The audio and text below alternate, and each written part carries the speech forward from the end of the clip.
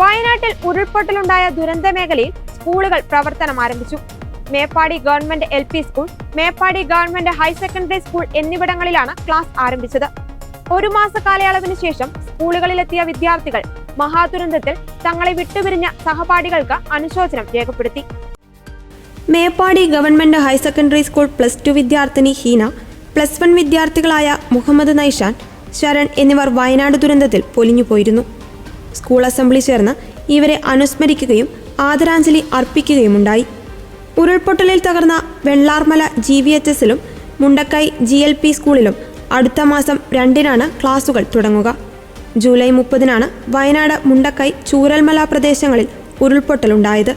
ഒരൊറ്റ ദിവസം 500-ലധികം വിദ്യാർത്ഥികൾക്കാണ് സ്കൂൾ ഇല്ലാതായത്. ദുരിതാശ്വാസ ക്യാമ്പായി പ്രവർത്തിച്ചിരുന്ന മേപ്പാടി ഹൈസ്കൂളിൽ 100 കണക്കിന് കുടുംബങ്ങളാണ് താമസിച്ചിരുന്നത്.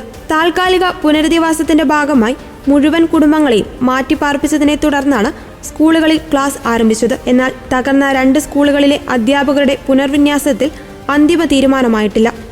വിദ്യാർത്ഥികളുടെ യാത്രയ്ക്ക് KSRTCയുമായി സഹകരിച്ചാണ് ക്രമീകരണം ഏർപ്പെടുത്തുന്നത്. കളക്ടർ അനുവദിച്ച പ്രത്യേക പാസുമായി സൗജന്യ യാത്ര നടത്താം. അപ്പോഴും ഏറെ ദൂരെ വാടക വീടുകൾ കിട്ടിയ കുടുംബങ്ങളിലെ വിദ്യാർത്ഥികൾ മേപ്പാടിയിൽ വന്നുപോകേണ്ട സ്ഥിതിയാണുള്ളത്. അതേസമയം ഉരുൾപൊട്ടലിൽ കാണാതായവർക്കായുള്ള ഇന്നത്തെ തിരച്ചിൽ മാറ്റിവെച്ചു. പ്രദേശത്തെ കനത്ത മഴയും കോടയുമാണ് കാരണം.